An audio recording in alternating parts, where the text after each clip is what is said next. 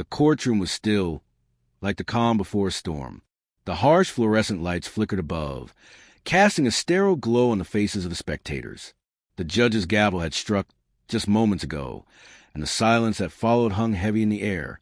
Everyone in the room knew this day would be remembered, but no one knew just how much. Standing before the judge's podium, her hands clenched into fists, a black woman's eyes burned with fire that only those who had tasted humiliation could understand. Her name was Maya Collins, and this was supposed to be the day of her reckoning. Instead, it had become something far worse. The officer, Sergeant Matthews, stood behind her, his breath hot against her neck as he prepared the tools. He had no idea who she was, no idea what she would become. All he knew was that today, in this courtroom, he had the power, and it was that power, that terrible, unrelenting power, that fueled his every action. With a sharp motion, he grabbed a razor, the metal gleaming under the light, and began shaving Maya's head. It wasn't just a haircut. It was a public execution of dignity. The crowd watched in silence, some flinching, others indifferent. But the moment Matthews took that first stroke of the razor, Maya felt something snap within her. Every inch of her scalp that was stripped of its hair felt like another piece of her humanity torn away. The sting of the razor was nothing compared to the sting of his touch, and the contempt in his eyes. It wasn't just a shaving. It was an assault, a brutal reminder that she was nothing in this system. But Maya wasn't the kind of woman who let things slip away easily. Every second of this humiliation was branded into her memory, the sharp sound of the razor echoing in her mind like a drumbeat. She stood tall, not letting a single tear betray her, because she knew something Sergeant Matthews didn't. Today was just the beginning. As her hair fell to the floor in patches, she glanced at the faces around her. They were all watching, expecting her to break, to collapse under the weight of the injustice. But they didn't know her. What they didn't see was a spark of fury igniting deep within her, a fire that would burn down everything they held dear. In a system built on oppression, Maya was going to find her way. Through every law, every loophole, and every barrier, she would claw her way up until she stood in the very seat of power. And when she did, Sergeant Matthews would regret every moment of this. The humiliation would be repaid, not in blood, but in judgment.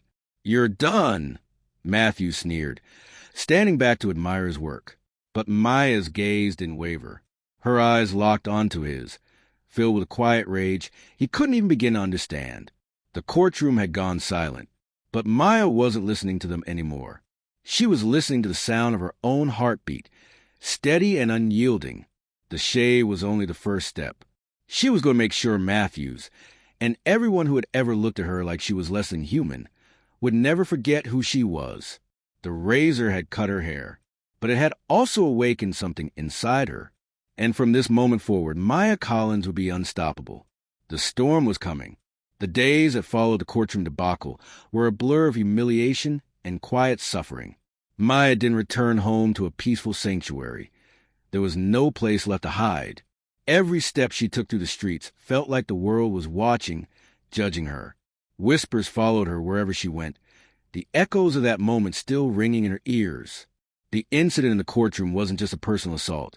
It had been broadcast, a reminder to the world of who Maya Collins was, a woman who could be broken by a single act of cruelty. She could hear their voices now, behind her back, their cruel jokes and mocking laughter, as if it was all just a game. "Did you see her? She looks like a freak now. She'll never be the same again."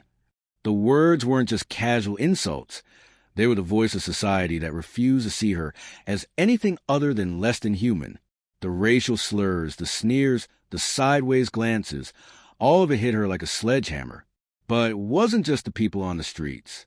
Her own community had turned away from her. It wasn't that they hated her. No, it was the quiet acceptance of the system that allowed this kind of treatment. They'd been conditioned, like everyone else, to accept their place. Her mother, too, had looked at her differently when she returned home, her eyes full of worry and sadness. "You should have just let it go, Maya," her mother had said, her voice cracking. "Don't make waves. Don't make it harder for yourself." But Maya couldn't accept that. Her pride, her very sense of self, had been stripped away in that courtroom. She had become the symbol of a system that crushed people like her, leaving nothing but broken bodies and bruised souls behind. She couldn't let it stand, not when there was still breath in her lungs. Each day, she faced a new battle. At the job she was barely holding on to, the stares from her co-workers felt like daggers, their eyes always lingering just a little too long, too judgmental. The subtle racial prejudice was always there, hovering just beneath the surface. She wasn't just a token black woman in the office. Now, she was a woman who had been humiliated, the one who had been reduced to an object of ridicule. The whispers were always there, the unspoken belief that she had no place in a system that wasn't built for her. But she fought back. In her quiet moments, she could almost hear her mother's words in her mind, but they only fueled her resolve. Maya knew that her suffering wasn't just an individual struggle. It was a reflection of something far deeper, something that had been built into the very bones of society. She wasn't just fighting for herself. She was fighting for every person who had ever been trampled on, ignored, or abused by the system. She was fighting to be seen. One day, as she walked through the crowded streets of the city, she overheard a conversation between two men. Their voices were low, but their words sliced through the air like a blade. "Did you hear about the black woman? The one in the courthouse?" They shaved her head. "I heard she was trying to make a big deal about it. But who's going to listen to her? She's just some angry black girl." One of the men laughed, as though the very idea of her having dignity was a joke. Maya stopped in her tracks, her pulse quickening. The words hit her harder than anything Matthews had done in the courtroom. It wasn't the shaved head that hurt. It was a dismissive, casual cruelty in their tone. They didn't even see her as a person. Her hands balled into fists, nails biting into her palms. Her body trembled with rage, but she swallowed it down. She couldn't afford to break. She couldn't afford to let them see how much it hurt. Not yet. She kept walking, but the fire inside her burned hotter. The world might have seen her as a victim, but Maya was done being that. She wasn't going to stay the broken woman they expected her to be. She would fight, and she would win. In the weeks that followed, Maya began her quiet rebellion. She dove into studying the law, poring over legal textbooks late into the night. The more she learned, the clearer her path became. She wasn't going to let herself remain a pawn in a game she didn't choose. Every day, she stepped into that world with one thought in mind: I will make them regret underestimating me. The system that had stripped her of her dignity would become her battleground.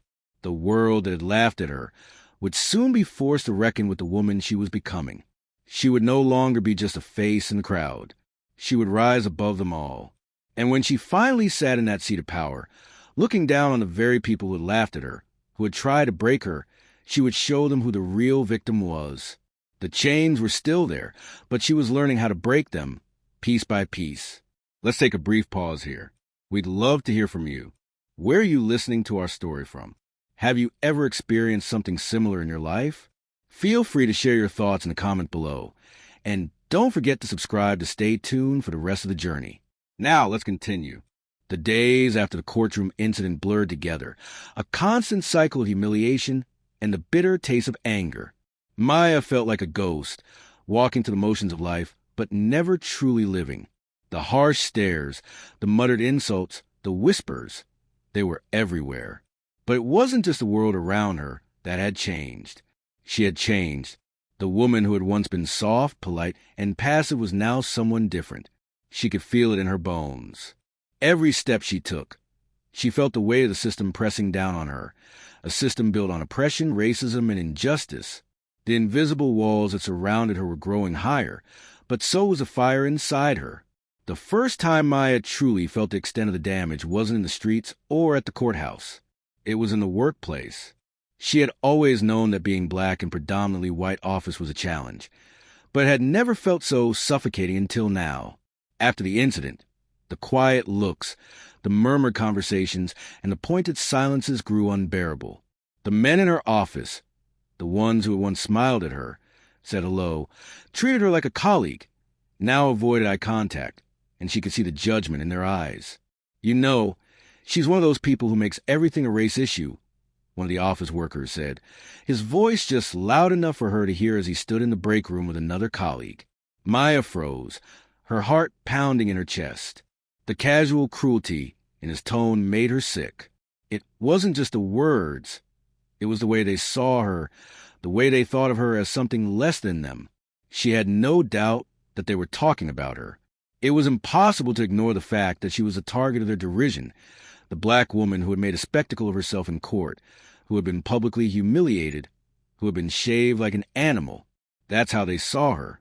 To them, her life was just another distraction, another uncomfortable reminder of a world they wanted to forget. "Don't be too hard on her," the second man replied, his voice laced with condescension. "She's probably just upset because she's one of those who always think she's a victim. She has to learn to move on." Move on. Maya wanted to scream. How could they not understand? How could they not see the deep wound that had been opened in her soul? It wasn't about moving on. It wasn't about forgetting the humiliation. It was about surviving in a world that had no place for her. She turned away, her hand shaking as she grabbed her coffee cup. But the words stayed with her. They gnawed at her, eating away at her sense of self-worth. She wasn't just a victim of one man's cruelty in the courtroom.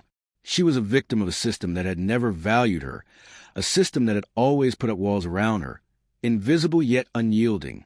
Maya spent the next few weeks moving through life like a machine. She woke up, went to work, went home, and did it all again the next day. But with each passing moment, she felt the chains tightening around her, pulling her deeper into the darkness. She was drowning in a sea of despair, her mind consumed with thoughts of vengeance. There was no other option now. She had to find a way to break free. Her only solace came when she buried herself in her studies. Law books became her escape, the dense pages filled with a language that promised power. Maya knew she needed to get out of this office, out of this life. The more she read, the more she realized that the very system that had kept her in chains could also be used to set her free. If she wanted to break through the walls, she would have to do it from the inside. She would have to play the game better than anyone ever had. But that didn't mean she could forget the pain. The pain was always there, lurking beneath the surface, ready to rise up and consume her. It wasn't just the daily microaggressions, the sideways glances, or the whispers in the hallways. It was a constant reminder that she was never fully human in their eyes. They saw her as less than them, not just because of her race, but because of everything that came with it. To them, she was a symbol of everything they hated: anger, resentment, and the fight for something more. They were content in their privilege, in the belief that the world was theirs to control, to shape. Maya knew she had to change. She had to show them who she was.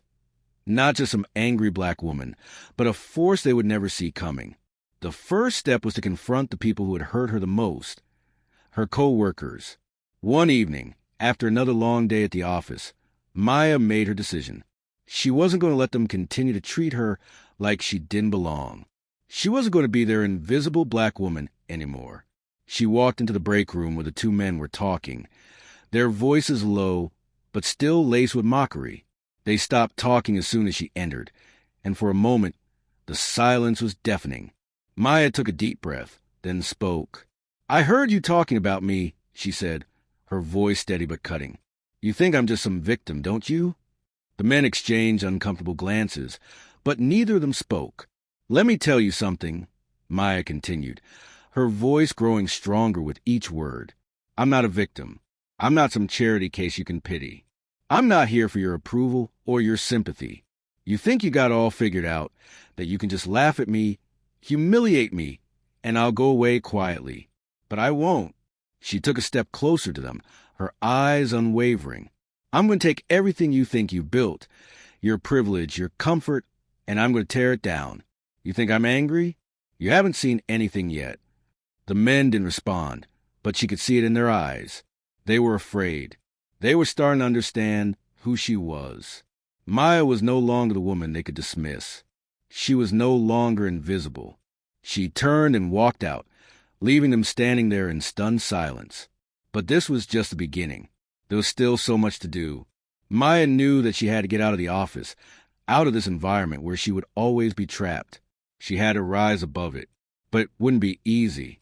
She would have to fight to prove that she wasn't just some woman who had been humiliated. She was a woman who was going to change everything, and she would make them regret every second they'd spent underestimating her. Maya was done with being invisible. It was time for the world to see who she really was. Maya's life was beginning to take shape in a way she had never anticipated. Her mind had become a battlefield, a place where every thought, every feeling, every injustice was calculated and processed with precision of someone who knew that her survival depended on the sharpness of her intellect. But the path she had chosen was not an easy one. The cost of ambition was high, and for Maya, it felt as though the price would never stop rising. She threw herself into her studies, devouring legal texts with insatiable hunger. The hours of research became her refuge, her escape from the painful reality of the world she had been forced to live in. Every paragraph of law, every clause in the books offered a promise. Power, the system that had made her a victim could, with time and knowledge, become the tool of her redemption. But it was a long, exhausting road, one that would demand everything from her. But Maya knew this was her only way forward. The courtroom had already stripped her of her dignity. Her former colleagues had mocked her in ways she could not forget. There was only one way to gain back her respect. Not through submission, not by quietly accepting the cards she had been dealt, but through power. She would rise through the system, infiltrating the very system that had sought to destroy her. She would become what no one thought she could, a judge. The first real test of her resolve came when she faced a decision. Should she stay in the office where she had been treated with contempt and barely tolerated, or should she leave and pursue her true calling? Maya could already see the whispers, the scornful glances, and the cold treatment she received. It was no longer just a matter of making money to survive. She was at a crossroads, and deep down, she knew she had to choose to fight. The decision was made. She quit her job. Her departure didn't go unnoticed. The office buzzed with curiosity, and there were more than a few snide remarks that reached her ears before she left for the last time. Guess she's finally realizing she's not cut out for this. One of the secretaries whispered, just loud enough for Maya to hear. That remark stung, but also fueled her determination. She wasn't just quitting to run away from her problems. She was quitting to pursue something bigger. This was her chance to prove them all wrong. She wasn't the angry black woman they had painted her to be. She was going to rise to heights they could never reach. At first, the transition was difficult. Maya found herself in a series of lower-paying jobs, doing menial tasks at various legal firms. Her credentials, though impressive in theory, meant little to the world. In the eyes of most employers, Maya was just another minority looking to break into a field that didn't want her there. Time and time again, she was rejected, not because she lacked ability, but because of her race. The barriers were insidious, so well hidden that even the most educated among her peers didn't see them. A woman of color in a male-dominated, predominantly white legal world was always going to be at a disadvantage. It wasn't just a racism she encountered directly. It was a more subtle, insidious forms of discrimination. The dismissive tones of colleagues who spoke to her as though she were invisible, the unsolicited advice from older attorneys who were quick to tell her what she couldn't do, the slow, suffocating realization that the glass ceiling was more than just a metaphor. It was real, and it was unbreakable, unless you fought with every ounce of your being. But fight she did. Maya worked tirelessly, taking on cases no one else wanted. She spent nights preparing arguments that would never see the light of day. She stood in courtrooms, watching the seasoned attorneys effortlessly win cases that she knew, deep down, could have been hers if only the system had been fair. But fairness was not something she had ever known. She had never been afforded the luxury of equality. And so, she worked harder. Her persistence paid off. Slowly but surely, she began to build a reputation. Her tenacity in the face of constant adversity earned her the respect of a few. They weren't the powerful men and women who made the rules, but they were the ones who mattered in the beginning. The ones who recognized talent when it was wrapped in a package that society was too blind to appreciate. But with every step forward, there was another step backward. The deeper Maya delved into the legal world, the more she realized how deeply embedded the system was in racism. She was one of the only black women in the entire firm, and she constantly felt like an outsider. Her colleagues didn't outright insult her. They were much more subtle than that. The microaggressions were constant.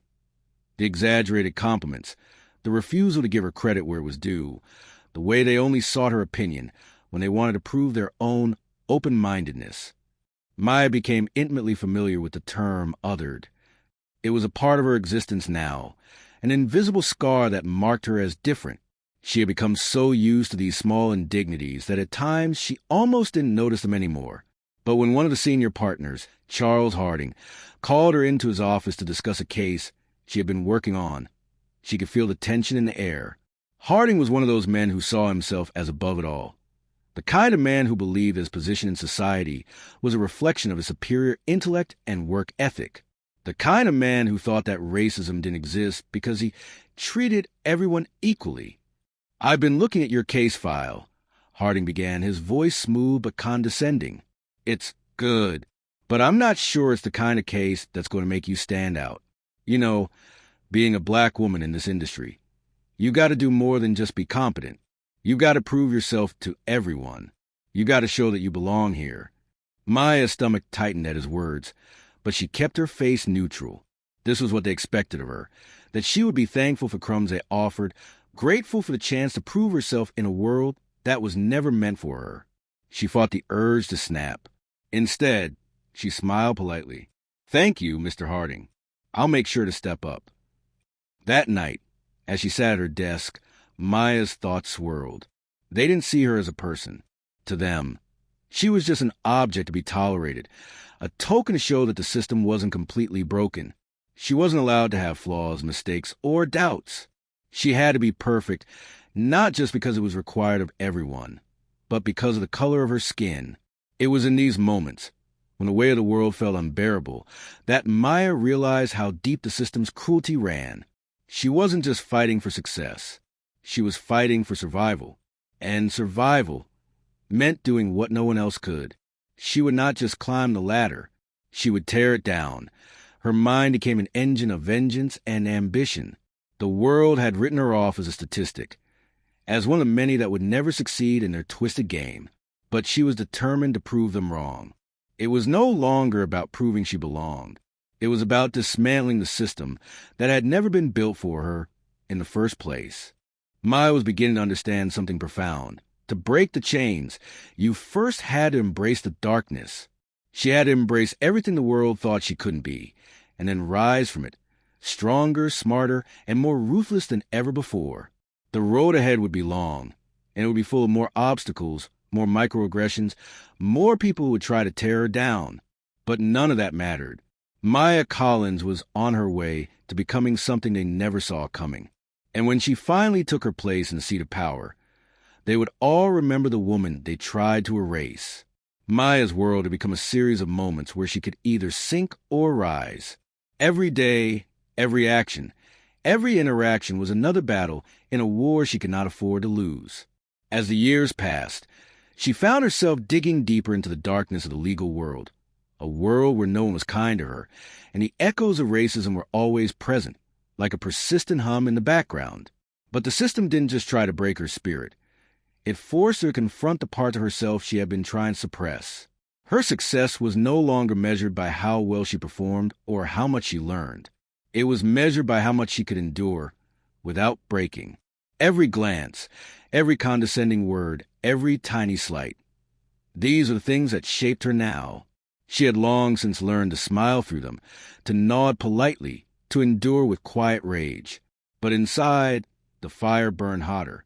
Maya knew that to survive, to make them truly see her, she had to become something more. At first, her perseverance seemed like a victory. After a few years of hard work, she had managed to climb higher in the firm. She had earned the respect of some of her colleagues, but the reality of her place was impossible to ignore.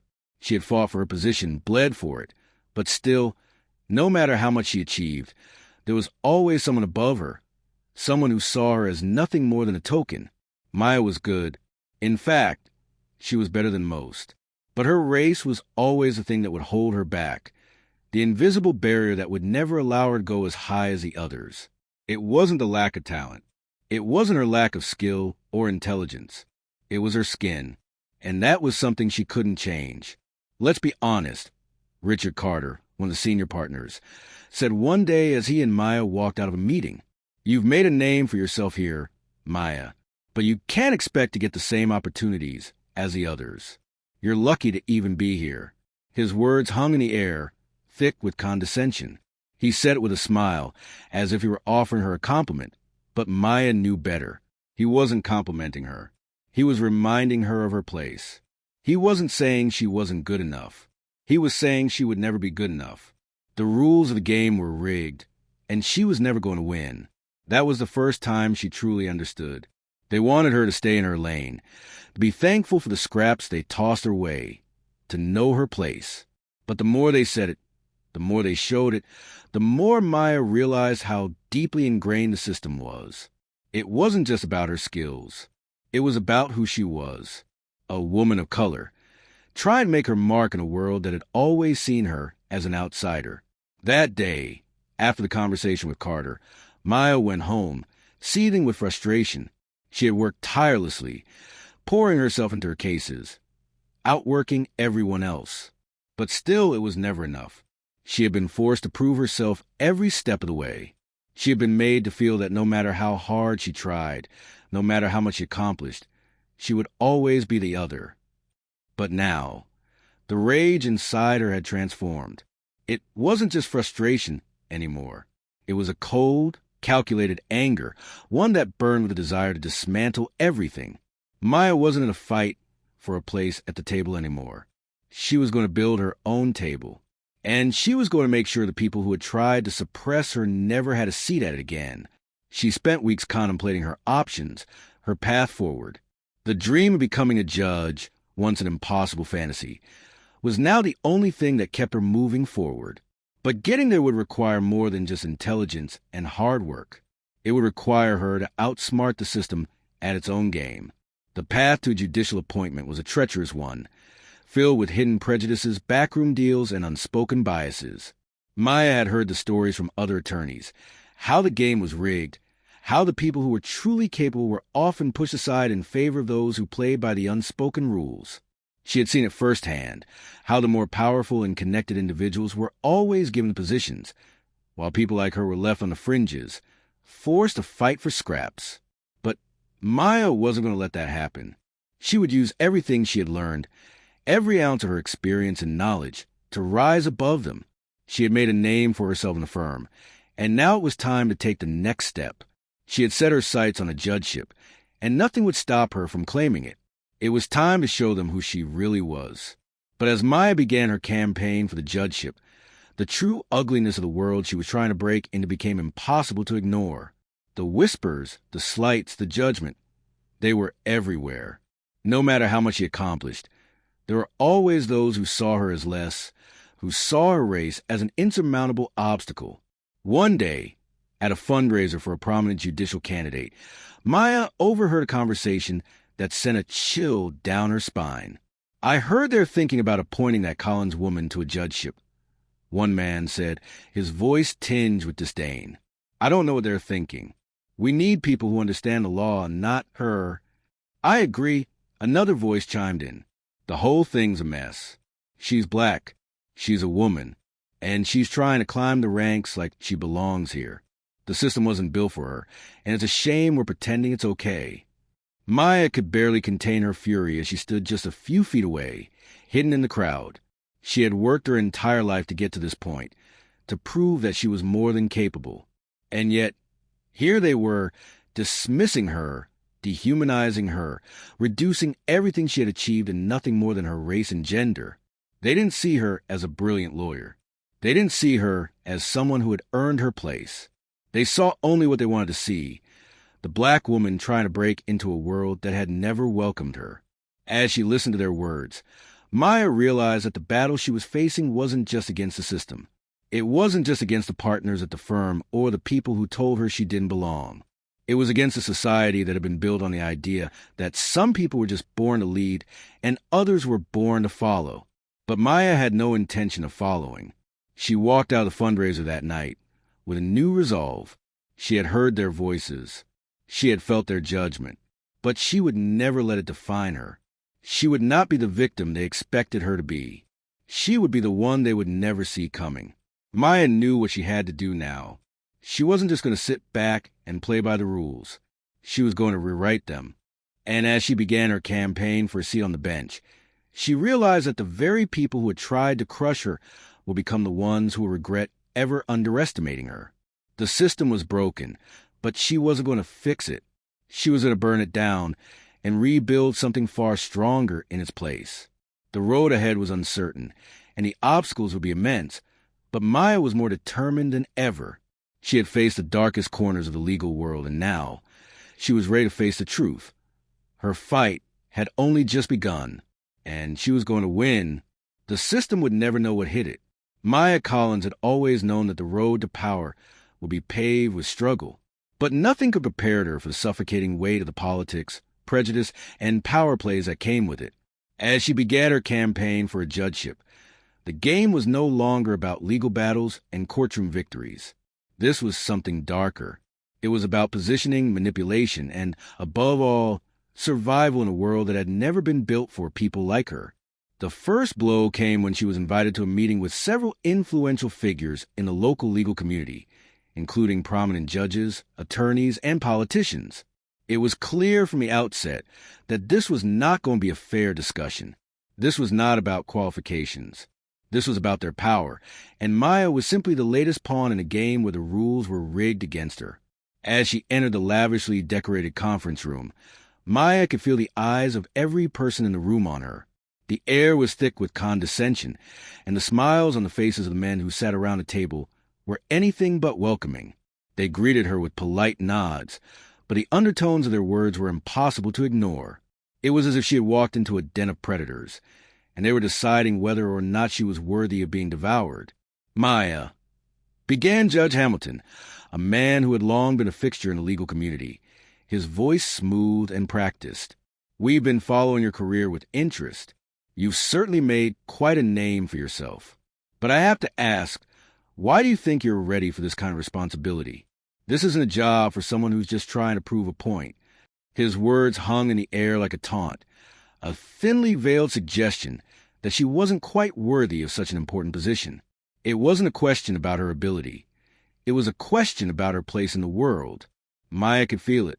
He was questioning her right to even think she could be on the bench. And he wasn't the only one. Across the table, another man, a powerful political figure named Tom Cartwright, looked at her with an air of amusement. "You've been through a lot to get here, Maya. But, as Hamilton said, this isn't just about being smart or ambitious. This is about being the kind of person who can lead with wisdom and authority. It's about knowing your place." He emphasized the last words, as if making sure she understood that the place they were referring to was not a seat at the table, but rather the position of someone who knew their limits. Maya's chest tightened. The subtle, yet undeniable racism was impossible to ignore. They weren't talking about her qualifications, her legal expertise, or the fact that she had worked tirelessly to get to this point. They were questioning her very existence in this space. They saw her skin color before they saw her accomplishments, and they made no attempt to hide it. But Maya wasn't going to let them see her fear. She kept her voice steady and calm, even though the anger was bubbling beneath the surface. "I've spent years proving myself, not just in the courtroom, but in a system that was designed to hold people like me back. I know my place, and I know what I bring to the table. You don't have to accept me, but you will respect me." Judge Hamilton's lips twisted into a thin smile, and there was a moment of silence in the room. It was a warning. He wasn't used to being challenged, especially by someone who didn't know their place. And yet, Maya could see the subtle shift in the room. The men were now paying attention, if only out of desire to see how far she would push. But the meeting didn't end there. As they discussed the finer details of the potential appointment, it became clear that Maya wasn't just fighting for a seat in the courtroom. She was fighting for her very dignity, for the right to exist in a space that was never meant for her. Every word, every glance, every passing comment was a reminder of how far she had yet to go. "We have to consider the public perception," Cartwright said, his voice dripping with condescension. "You have to understand, Maya, that the voters won't look at your record. They won't care about the cases you've won or the hours you've put in. They'll care about your image. And right now it's not ideal. The subtle jab at her image stung more than anything else he had said. It wasn't just about her qualifications or her potential. It was about her race. They saw her as a novelty, a political symbol, not a serious contender for the position. If they couldn't pigeonhole her into the mold they had created, they would do everything they could to ensure she was never given a real chance. I understand the importance of public perception, Maya said, keeping her tone measured. But I would argue that the system needs change. It's time to stop worrying about image and start worrying about true justice. Her words hung in the air, and for a moment, there was an uneasy silence. She had made her point, but in their eyes, it was clear that she was still the outsider, the woman who didn't belong. When the meeting ended, Maya left the room with her head held high, but the weight of their words settled on her like a lead blanket. The feeling of humiliation, the quiet racism they had cloaked in politeness, followed her down the hall. They weren't interested in her talent. They weren't interested in her abilities. They were interested in keeping their world intact. And that world didn't have space for people like her. But Maya had never been the type to back down. The ugliness she had experienced in that meeting only reinforced her resolve. She wasn't going to let them break her. She was going to fight harder, push further, and prove them all wrong. This wasn't just about her anymore. It was about dismantling a system that had been built to exclude people like her. As Maya began to campaign more aggressively, the attacks grew more personal. Her opponents, both in the legal community and the political sphere, began to target her character, questioning her qualifications, her commitment, and even her morals. They couldn't attack her on her legal record. She was too accomplished for that. So they resorted to undermining her character, painting her as an angry, radical figure who was too emotional to be trusted with the power of the judiciary. One day, she received a call from an old acquaintance, a well-placed attorney who had been following the campaign. "Maya," he said, his voice low, "they're spreading rumors. They're calling you unhinged, saying you're too aggressive for a judgeship. They're trying to paint you as the kind of person who would ruin everything the system stands for." Maya clenched her jaw. It wasn't just that they were attacking her. It was that they were using her very strength against her, twisting it into something dangerous. The system had always feared strong, capable women of color, and now it was trying to crush her under the weight of its prejudice. "They won't stop until they destroyed me," Maya said, her voice steady despite the rage coursing through her. "But I won't stop either. I'm going to make them regret every single word." The attacks didn't just stop with rumors. They began to escalate. Her opponents, unable to find anything substantial to discredit her, started digging into her past, looking for anything they could use to tear her down. They found nothing, no scandals, no misdeeds. So they resorted to the most effective weapon they had, the silent prejudice that ran through every vein of society. The whispers grew louder. The backroom deals grew darker. Maya was no longer just a candidate for a judgeship. She was a symbol of everything they feared. A black woman in power. A woman who refused to stay in her place. As the election loomed closer, Maya's resolve grew stronger. She had been through worse. She had faced humiliation in the courtroom, rejection in the legal world, and prejudice at every turn. And she had come out on top. This fight was no different. She wasn't going to back down now. The world didn't want her in the courtroom. She would make them need her. She would make them beg for her to sit at the table. And when she did, when she finally stepped into that judge's seat, the world would see exactly what they had underestimated. Maya Collins was coming for them all, and nothing was going to stop her. The weeks leading up to the election felt like an eternity. Maya had been through more than anyone should have to endure in a single lifetime. The whispered insults, the carefully orchestrated campaigns to discredit her, the endless belittling of her accomplishments. Every moment she spent fighting for her rightful place in the judicial system had been a battle, and now, as the final stretch of her campaign loomed, it felt as though the world was closing in on her. But for Maya, quitting was never an option. The fire inside her had only grown stronger with each obstacle, each slight, each moment of humiliation. She knew that the fight wasn't just about winning the judgeship. It was about something much larger. It was about challenging the very system that had been designed to oppress and subjugate people like her. This wasn't just her battle anymore. It was the battle of every person who had been told they didn't belong. As the campaign moved into its final phase, Maya's opponents began to increase their efforts to tear her down. The attacks were no longer subtle. They were loud, aggressive, and relentless. They knew they couldn't compete with her on merit. She had earned every accolade, every victory. So instead, they resorted to tactics designed to destroy her reputation, using everything they had to paint her as an unstable, radical figure. The whispers about her aggressive demeanor, her uncontrolled temper, and her unfit nature echoed through every corner of the legal community. It was a calculated effort to dehumanize her, to turn her into the angry black woman stereotype that the world had so often used to invalidate people like her. They used the very traits that had made her successful against her: her strength, her conviction, and her relentless pursuit of justice. It wasn't enough that she had fought her way through every obstacle the system threw her way. Now she was being punished for it. The more she proved herself, the more they pushed back. Maya had never been naive enough to think her journey would be easy, but the brutality of this fight was unlike anything she had ever imagined. One morning, as she sat in her office, looking over the latest reports from her campaign, a familiar name popped up in the headline of a local news outlet. Maya Collins. Is she too angry for a judgeship? The headline screamed. Beneath it, the article played out the narrative she had been dreading, one of instability, of uncontrollable rage, and of a woman who simply couldn't fit into the system that had always defined who was worthy of power. The article quoted a local lawyer, one who had been a vocal critic of Maya's campaign, saying, Maya Collins has made her entire campaign about personal attacks. She's angry, and that's a problem when it comes to a position of power. A judge must be impartial. She is clearly too emotionally invested to handle the responsibilities of the bench. It was nothing new.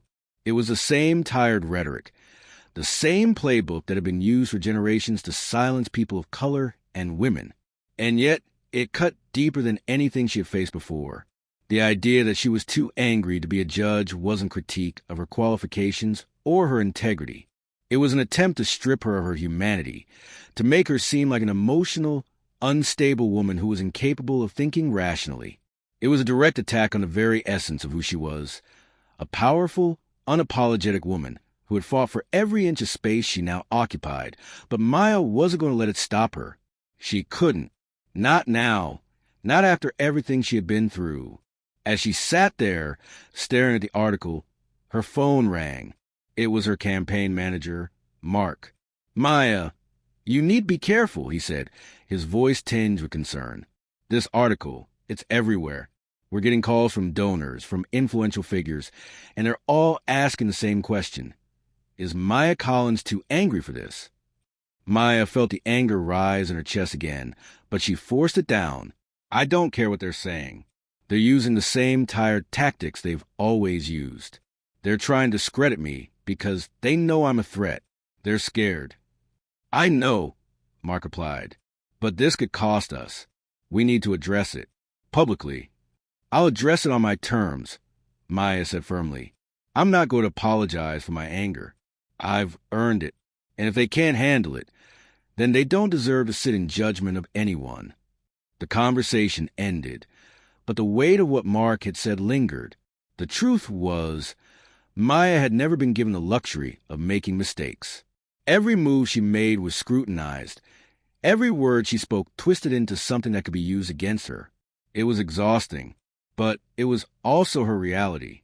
And she knew that if she was going to win this, she had to play by her own rules.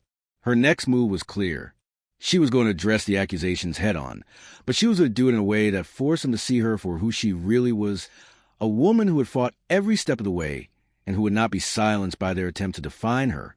The next day, Maya held a press conference, a rare and bold move for a candidate at this stage of the campaign. She walked up to the podium, her posture straight, her eyes locked on the camera. For the first time, she wasn't just answering questions. She was taking control. Let's get one thing straight, Maya began, her voice calm but firm. I am angry. I have every right to be. For years, I've had to fight, not just for my career, but for my humanity. I've had to fight against a system that was designed to hold people like me back. A system that values image over substance. A system that punishes people for speaking up, for challenging the status quo. She paused, letting the weight of her words settle in the room.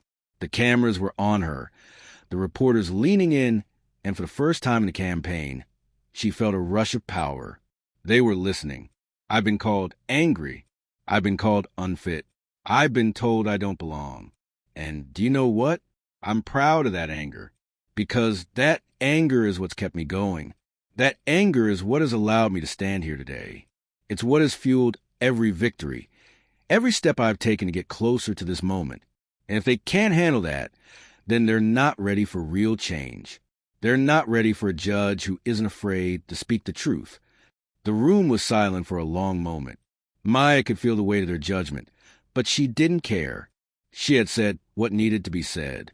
She had let the world know that she wasn't going to back down.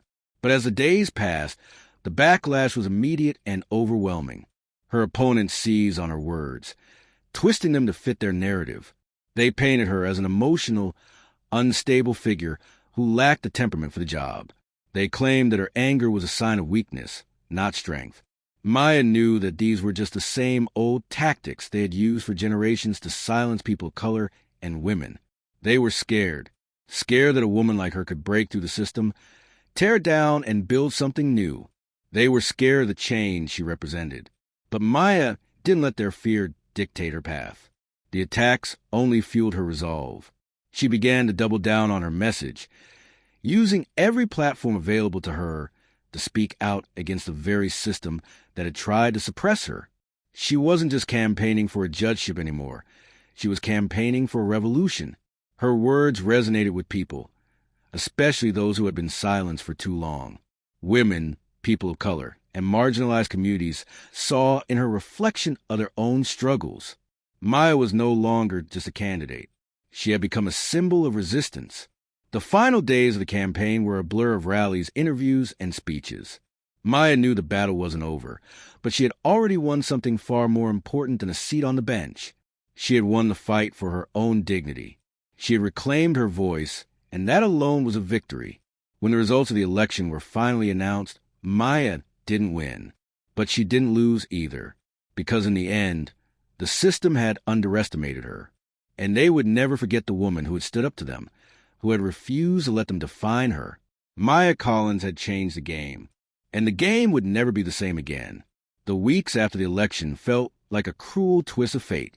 Maya Collins had come so close to securing a position on the bench, a victory that would have proven to the world that the system could be broken, reshaped, and rebuilt into something that served everyone, not just a powerful few. But the results were not in her favor. Despite her fierce campaigning, despite the years of work, despite the struggles she had endured, the system she had spent her entire career trying to reform had turned its back on her. Yet, as she sat in the quiet solitude of her office, staring at the wall and reflecting on the outcome, she didn't feel defeat. She felt something much more dangerous, something that would shape the coming days, months, and years of her life: rage. They had done everything in their power to destroy her. They had branded her as an angry black woman, an uncontrollable force who was unfit to serve in a position of power. They had used the same tired rhetoric, the same deep-seated prejudice that had been used to hold people like her back for centuries. But in the end, Maya had refused to play by their rules. And for that, they had punished her. But they didn't know her. They didn't know the depths of her resolve. They hadn't broken her, not even close. They had only fueled the fire inside her, the fire that had started in that courtroom when she had been humiliated by a man who had thought he could erase her. That fire had burned brightly throughout the campaign, and now it burned even hotter. She wasn't done. Not by a long shot. Maya spent the next few days in a fog of contemplation, trying to decide what her next move would be. She had lost the battle for the judgeship, but that didn't mean the war was over. The system that had crushed her, the system that had tried to silence her, was still out there, and it was still just as broken as it had ever been.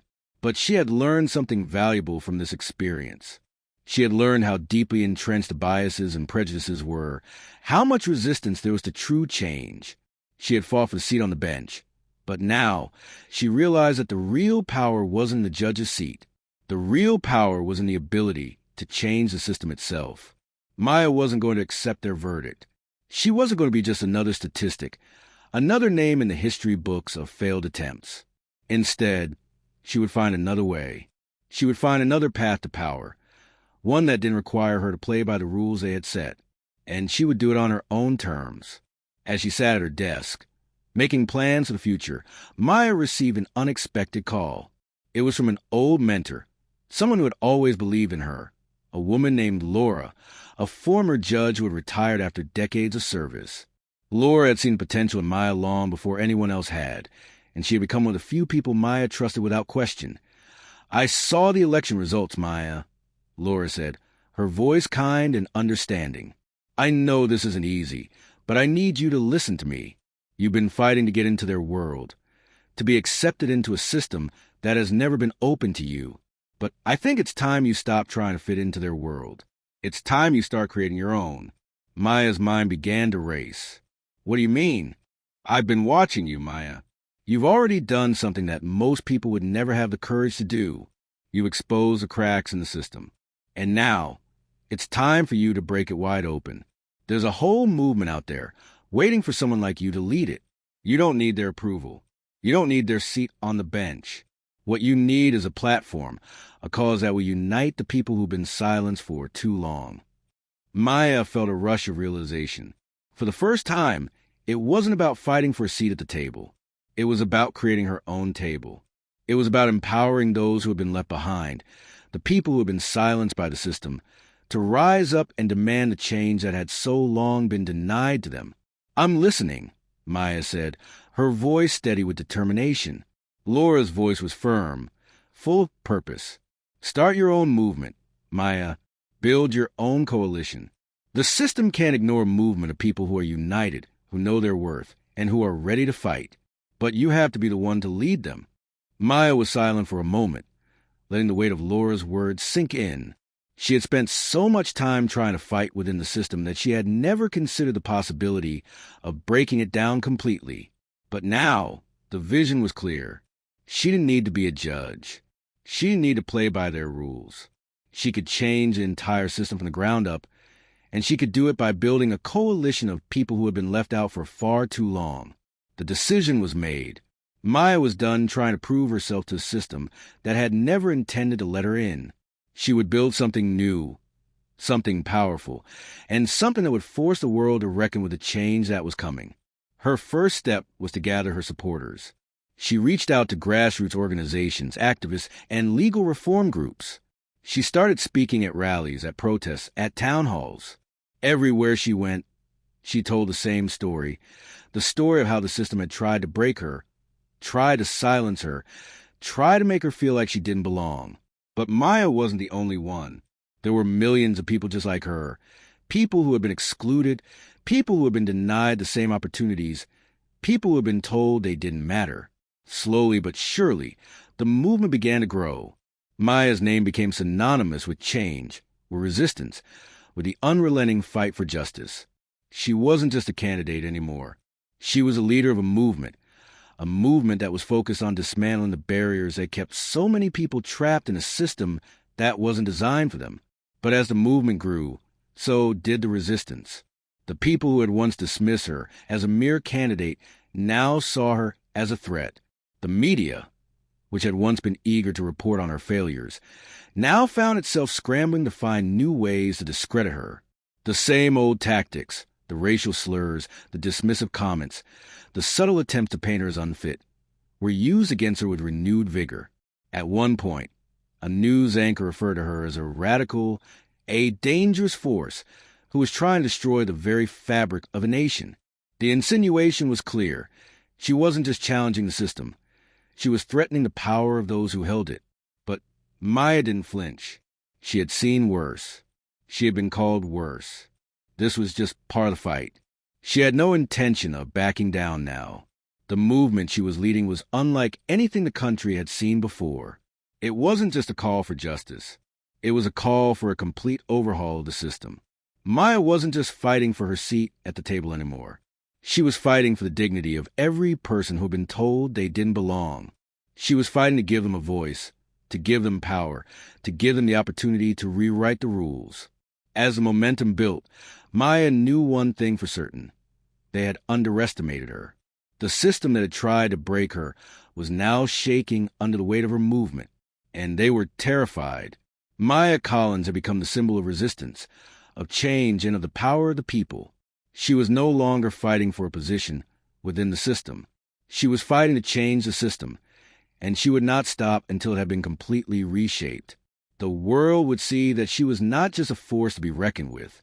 She was a future, and the future was coming for them all. Maya Collins stood at the front of a crowded auditorium, the echo of the restless murmurs fading as she prepared to speak. This was her moment. It wasn't just about the movement anymore. It wasn't about winning a seat on the bench or about proving that she belonged to a system that never truly accepted her. No, this was something far bigger. It was a culmination of everything she had fought for, everything she had endured, the long nights, the sleepless days, the constant battle against a world that saw her as less than human. She had learned that true power didn't come from the approval of a broken system. It came from the people, and the people were with her now. The movement she had created was no longer a whisper. It was a roar. Her voice, calm but unwavering, filled the room. "It's been a long road," Maya began, her words carrying a weight that no one could ignore. A road paved with obstacles, with prejudice, and with the constant reminder that the world wasn't built for people like me. But I stand here today not as a victim of that system, but as a challenger. And more importantly, I stand here as a woman who is not afraid to change the rules. The crowd was silent. Every eye was locked on her.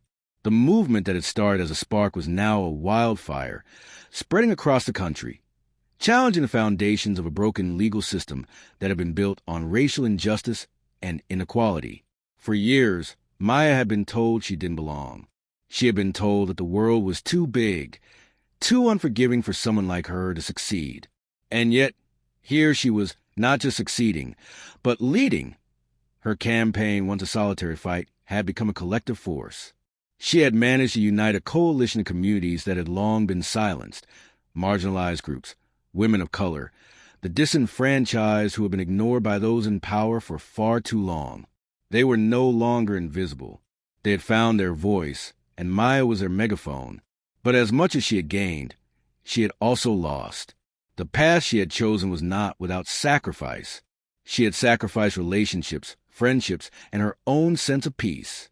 The hate that had been directed at her had been relentless. The media campaigns against her had been vicious. The whisper campaigns, the subtle racist undertones in every piece of commentary. They had tried to break her, to force her into submission. One particularly brutal attack had come just weeks before the rally. A media outlet, one of the largest in the country, ran a segment accusing her of being too radical.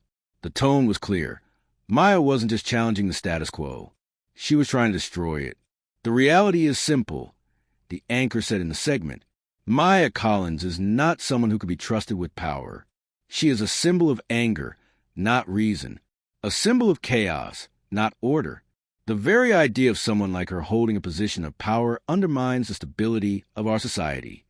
Maya's stomach had turned when she first saw it. She knew what they were trying to do. They weren't debating her policies or her qualifications. They were attacking her as a person, as a black woman with the audacity to want something more than what society had given her. It wasn't about merit. It wasn't about fairness. It was about keeping people like her in their place. The system had always tried to keep her in the shadows, to dismiss her as too angry, too emotional, too unpredictable. They tried to silence her by framing her as an anomaly, a woman too upset to function within their structured, orderly world. But Maya had never been one to shrink from their gaze. She had learned early on that they would never accept her as an equal, and so she had refused to play by their rules. When the segment aired, the backlash was swift. The hate mail poured in. The threats grew louder, and the supporters who had been with her from the beginning were tested. They saw the smear campaign for what it was, an attempt to break the movement. And yet, despite the venomous attacks, Maya stood tall. She refused to be defined by their hatred. Every insult, Every racist comment only solidified her resolve. As she spoke at the rally that day, her words echoed through the hall, the power of her voice cutting through the noise of the media frenzy that surrounded her. The system is not broken because of me. It's broken because of them. It's broken because it was designed to protect the interests of a few while pushing the rest of us aside. It's broken because it has never been about justice. It has always been about control, Maya declared, her gaze sweeping across the crowd. They are afraid of us. They are afraid of what we can accomplish when we come together. They are afraid because they know that change is inevitable. And no matter how hard they try to silence us, we will not be stopped. Her words reverberated in the hearts of everyone who had come to see her. The power of her message was undeniable. It was a call to arms, a declaration that no longer would they allow themselves to be subjected to a system that had failed them time and time again. But as much as the crowd cheered, Maya knew that the fight was far from over. The backlash against her was growing. She had already felt the sting of their attempts to discredit her, and she knew that as the movement grew, the attacks would only get worse. The legal community was particularly harsh. The old guard, the powerful judges and attorneys who had shaped the system for decades, were not pleased with her rise. They had spent their entire career cementing their dominance, and now, here she was, threatening everything they had worked for. The whispers in legal circles were sharp and filled with contempt. "I don't think we should take her seriously," one judge had said to a colleague, his voice dripping with disdain. "She's a firebrand. She's not fit for the bench. She's too emotional. She's too angry." The same words were repeated over and over again. Maya was too angry. She wasn't rational enough. She didn't belong. But what they didn't realize was that Maya was exactly what the system needed. It was broken. The anger that they saw in her was not a flaw. It was a reflection of the frustration and pain that had been boiling beneath the surface for far too long. It was a reflection of a broken justice system that had consistently failed the most vulnerable, the most oppressed. The system was never built to include people like her. It was built to exclude them, to keep them out of positions of power, to ensure that the status quo was never threatened. But Maya had learned something important. You didn't have to play by their rules. You could make your own. But there was a cost to this defiance. As Maya's movement gained momentum, the stakes grew higher. The media scrutiny intensified. The hate mail escalated. And now, as the legal establishment began to feel the heat, the backlash from the political elite was swift and unforgiving. Maya's rise had become a threat not only to the judicial system, but to the very power structures that had kept them in control for generations. Her phone rang late one night. It was a private number. "Maya, you need to be careful," the voice on the other end said, low and cautious. "They're targeting you. The smear campaign is only the beginning. They're going to do everything they can to destroy you, and they won't stop until they've taken you down." Maya's heart raced as she listened, the weight of the warning settling over her like a dark cloud. She had known it wouldn't be easy. She had known there would be resistance. But this was different. This was bigger than anything she had faced before. But it didn't matter. Maya Collins wasn't afraid anymore. She knew what she had to do. She wasn't going to back down. She was going to fight harder than ever before. She would push forward, no matter how much they tried to tear her down. She would show them what real power looked like. They had underestimated her, and now they were going to regret it. The battle was just beginning. Maya had become a symbol of resistance, of strength, and of the fight for justice. She was more than a politician, more than a legal reformer. She was a force, an unstoppable force, that was shaking the very foundation of the system they had so carefully built. And she was just getting started. The reckoning was coming, and there was no turning back. The streets outside were quiet, eerily still in the early morning light. Maya sat in the dimly lit room, the walls lined with shelves of legal books and framed portraits of those who had come before her. The weight of history pressed down on her shoulders. She had fought for so long, had given everything she had to break through the walls that kept people like her out. And now, as she prepared for the final leg of this battle, she knew the stakes had never been higher. It wasn't just about her anymore. It wasn't just about winning a position, a seat, or a title. It was about changing the system itself. about standing in the face of those who had never once seen her as human and telling them they were wrong. Maya leaned forward, her fingers tracing the outline of a photo on her desk. It was an old picture, one from years ago, before everything had started to fall apart. She was young, full of hope, standing with her mother outside their modest home. The smile on her face was bright, innocent. It was a time before she had tasted the bitterness of rejection, before the world had shown her how deep the rot went. But she could still feel the pride in her mother's eyes as they both looked toward a future filled with possibilities. And then it all came crashing down. Every injustice, every racial slur, every whispered judgment. It had all led to this moment. The endless struggles had only sharpened her resolve. Maya had walked into boardrooms where people like her weren't welcome. She had sat in classrooms where her voice wasn't heard. She had faced years of ridicule, microaggressions, and overt racism. But nothing had been as crushing as the day the system had made it clear that she was never meant to succeed. As she sat there, in the final moments before what would be her last chance to make her mark, the memories of everything she had been through resurfaced. She could hear the voices of the men who had humiliated her, the whispers in the halls, the condescending comments in meetings. "You're too angry, Maya. You'll never make it," they had said. They had written her off, convinced that their centuries-old system of power, privilege, and oppression would keep her in her place. But she hadn't stayed there. With each moment of degradation, she had risen. With each insult, she had burned hotter.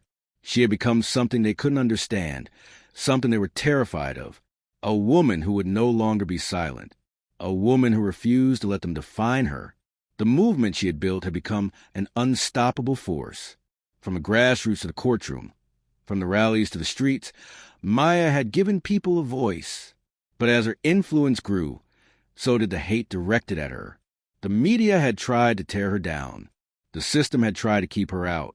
The political elite had tried to suppress her, calling her too emotional, too radical. But she wasn't done. Maya stood up from her desk and walked to the window, looking out at the city below. The sun had just begun to rise, casting a soft golden glow over the streets.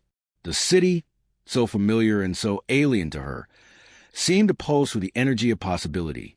She had always loved the city, its hustle, its drive, its promise. But now, it was a symbol of something greater. It was a battleground, a place where everything she had fought for would either be realized or erased. The day of the final hearing had come. This was her last chance. The people who had opposed her, who had mocked her, who had belittled her every step of the way, they would be watching. It wasn't just a trial for her. It was a trial for everything she represented. The tired, racist system she had been forced to endure for her entire life would either stand or fall in this moment. Maya had always known it would come to this. She had seen the whispers, the subtle attempts to undermine her at every turn. But it wasn't just the obvious racism that hurt. It was a quiet, insidious way that the world had tried to make her feel small. The way it had tried to make her believe that her very existence was an affront to the order they had worked so hard to maintain. The hearing was held in a large, imposing courtroom. The walls, steeped in the tradition of power, were a constant reminder of the weight of the system. As Maya entered the room, she could feel the eyes on her, the familiar gaze of scrutiny. She wasn't just a lawyer now. She was a symbol of resistance, of defiance, of everything the system had sought to destroy. As she took her seat at the table, she could see them, the men who had tried to push her back, the ones who had doubted her, the ones who had whispered in corners and called her too aggressive. They were seated across from her, their expressions cold and disdainful. She could see the subtle sneers on their faces, the way they had already decided that she didn't belong here. But she would not back down. The judge, a man who had always looked at her with a mixture of suspicion and condescension, cleared his throat. "Ms. Collins," he began, "you made quite a name for yourself. But your recent actions, they've raised concerns. We've received complaints about your conduct. Your behavior, your rhetoric, has become increasingly confrontational. This isn't the demeanor of someone who should be entrusted with such power." The room fell into an uncomfortable silence. Maya could feel the sting of his words, the weight of their judgment. They had done everything they could to discredit her, to paint her as a dangerous, unfit candidate for the very thing she had spent her entire career fighting for. But it was too late. They couldn't erase her now. Maya stood up slowly, her heart pounding in her chest. She met the judge's eyes, her gaze unwavering. "If you are judging me based on my anger, then you are missing the point entirely," she said, her voice steady but filled with conviction. "This anger is not a flaw. It is a result of a system that has been broken for far too long. It is the anger of every person who has been ignored, every person who has been told they don't belong, the people who have been pushed aside, told their voices don't matter. I am angry, yes, but I am angry because I know what this system does to people like me, and I refuse to let it continue." She paused, her eyes scanning the room.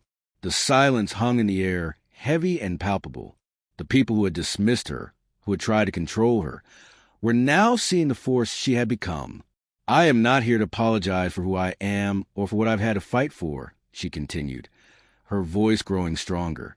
"I am here because the system needs a change, and I will not stop until it does." The room was still. No one spoke. The words she had said, the weight of them, seemed to hang in the air like a challenge. Maya could feel the shift. The room had gone from dismissing her to acknowledging her power. The moment was no longer about her. It was about something much larger. It was about the people who had supported her, the people who believed in her, the people who had risen alongside her. This wasn't just about one woman's fight for justice. It was about the fight for justice itself. And that fight, Maya knew, was one they could never win if they continued to play by the same broken rules. In the silence that followed, Maya took a deep breath and spoke one final time. "You can't stop this movement. You can't silence our voices. We will keep fighting, and we will win." As she turned to leave the courtroom, she could feel the eyes of the room on her, but this time they were different. There was no judgment, no derision. There was respect. Respect for the woman who had fought and would continue to fight against a system that had tried to break her. And as the door closed behind her, Maya knew that no matter what happened next, her fight was far from over. She had not just changed the system, she had shattered it. And the world would never be the same again. We'd love to hear your thoughts on this story. What do you think about Maya's journey and the challenges she faced? Have you ever experienced racism or unfair treatment in your own life? Your comments mean a lot to us, and we truly value each and every one of you who engages with us. Don't forget to like, subscribe, and share your thoughts. Your support helps us continue creating meaningful content. Have a wonderful day, and if you're listening all the way to the end, feel free to leave a phrase, "Fighting for Change," in the comments, so we know you're with us until the very end. Thank you,